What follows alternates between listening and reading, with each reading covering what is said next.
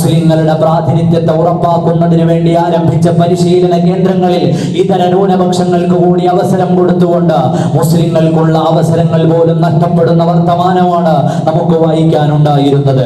നമ്മുടെ നാട്ടിലെ ഭിന്നശേഷിക്കാർക്ക് അവസരം നൽകുന്നതിന് വേണ്ടി PSCയിൽ നിന്നെടുത്ത ടേണുകൾ ആരുടേതാണ്? അത് മുസ്ലിങ്ങളുടേതാണ്. മുസ്ലിങ്ങളുടെ അർഹതപ്പെട്ട സ്ഥാനങ്ങളിൽ നിന്നെടുത്തിട്ടാണ് ഭിന്നശേഷിക്കാർക്കുള്ള അവസരം നൽകിയത്. ഇതൊക്കെ നമുക്ക് കേരളത്തിൽ നിന്ന് വായിക്കാനുള്ള വർത്തമാനമാണ്. എവിടെയാണ് മുസ്ലിങ്ങൾ അനർഹമായി എന്തെങ്കിലും കൈപ്പറ്റിയിട്ടുള്ളത്?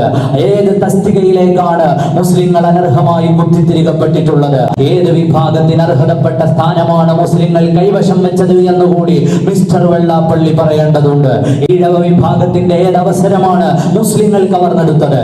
അല്ലെങ്കിൽ മറ്റേതെങ്കിലും ന്യൂനപക്ഷ വിഭാഗങ്ങളുടെ ഏതവസരമാണ് മുസ്ലിങ്ങൾ കവർന്നെടുത്തത് എന്ന കണക്കുകൾ നിരത്തി കൃത്യമായി പറയൂ. വെല്ലുവിളിക്കുകയാണ്. മുസ്ലിങ്ങൾ അങ്ങനെ കവർന്നെടുത്തിട്ട്